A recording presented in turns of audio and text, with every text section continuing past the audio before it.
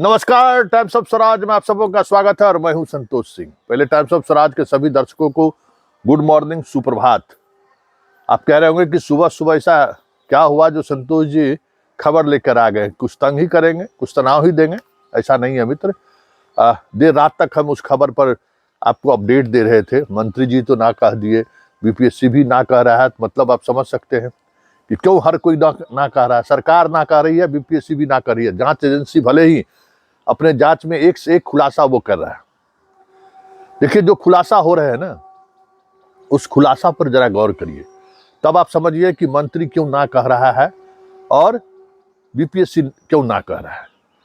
देखिए, हर बार ये लोग अपनी तकनीक बदलते हैं। मतलब जो इनका काम करने का जो तरीका है, प्रश्न पत्र लीक करने का जो तरीका है, वो तरीका बदलता है।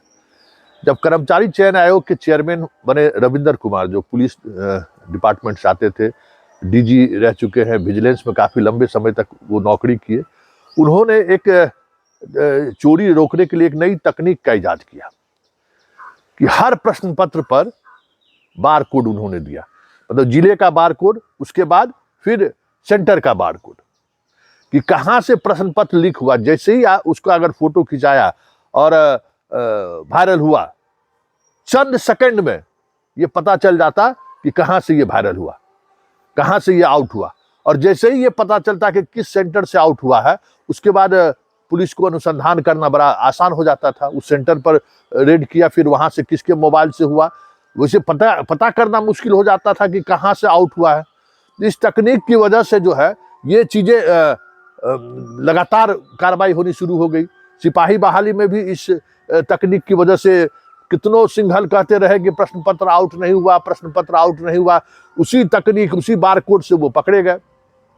तो इस बार बार कोड ही बदल के अपने आप को अलग करते हुए कि बार कोड नहीं लेना है, जो प्रश्न पत्र छपने के लिए गया उसी की एक कॉपी ले लिए पेन ड्राइव में, जिस पर अभी पूरी टीम इकोनॉमिक ऑफेंस का काम कर रही है। बीपीएससी क्यों ना कह रही थी वो जरा समझिए। क्योंकि देखिए, सिस्टम क्या है, कोई भी परीक्षा होता है ना, तो पहले क्वेश्चन सेटर हुआ करते थे, शिक्षकों से क्वेश्चन लिया जाता था, उसमें 8-10 शिक्षक होते थे, सबों को मिलाकर फाइनली मॉडरेट करके एक प्रश्न पत्र छपने के लिए भेजा जाता था 4।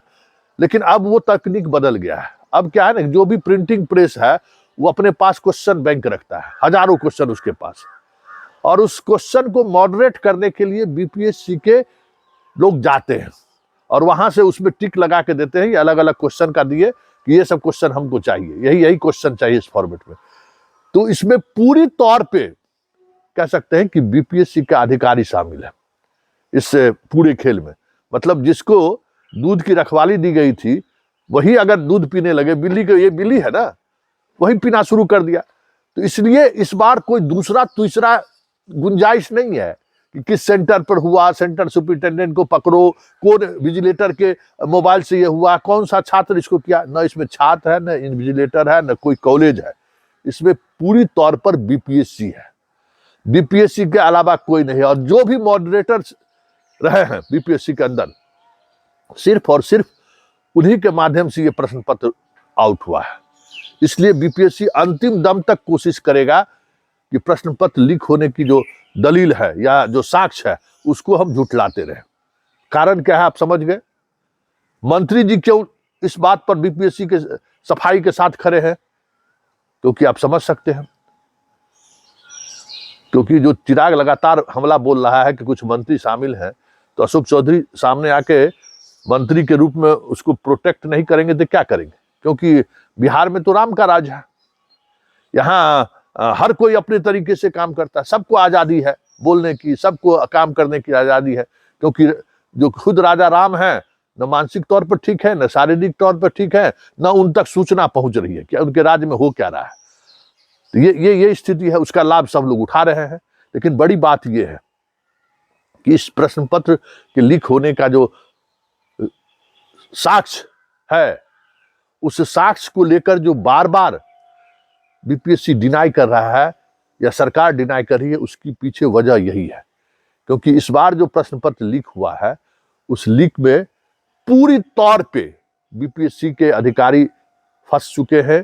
बीपीएससी के अधिकारी का गला तक पहुंच चुका है फंदा, इसलिए वो कोशिश में लगे हुए हैं। क्योंकि बीपीएससी का जो अधिकारी है ना, जो लोग जैसे वहां पहुंचते हैं उनका सरकार में धमक भी रहता है, बहुत सारी तरीके से ऑब्लाइज भी करते हैं सरकार के लोगों को। मंत्री विधायक विधायक को तो वही ऑब्लाइज करता है ना। एक बार याद है ना कि कितना नंबर मिला था, इस नंबर का पैरवी कराने के लिए लोग मंत्री के पास गया था। तो वो सारी चीजें हैं, उसका असर तो रहेगा ही रहेगा। अब देखना यह है कि आर्थिक अपराध इकाई जो सीएमओ के अंदर है वो कहां तक इस मामले को आगे बढ़ाता है, क्योंकि दबाव तो होगा उन पर भी। ये अलग बात है कि नैयर हसनैन खान छोटे मोटे दबाव से प्रभावित नहीं होते हैं, बस प्रभावित अगर होते भी हैं तो बस मुख्यमंत्री अगर कह दिए स्टॉप तो फिर वो स्टॉप हो जाते हैं। लेकिन इस मसले पर हमें नहीं लगता है कि मुख्यमंत्री फिलहाल स्टॉप कहने की स्थिति में है। ऐसे में अब देखना यह है कि जो बीपीएससी कह रहा है चीख चीख करना, उसका मतलब आप समझ गए ना क्यों वो कह रहा है कि प्रश्न पत्र लीक नहीं हुआ है। उसकी वजह वही है कि इस बार कहीं अनुसंधान की दिशा कहीं नहीं जाना है। कहां से प्रश्न पत्र आया, क्यों आया, कि कुछ नहीं। मॉडरेट होने के बाद प्रेस में जो प्रश्न पत्र छपने के लिए गया वहां पर मॉडरेटर मौजूद रहता है, चयन कर प्रश्न का चयन करने के बाद अंतिम रूप से सामने आता है कि ये सारा क्वेश्चन आपको हम दे रहे हैं। तो जो उन्होंने प्रेस ने दिया वही कॉपी सॉल्वर गैंग को दे दिया गया।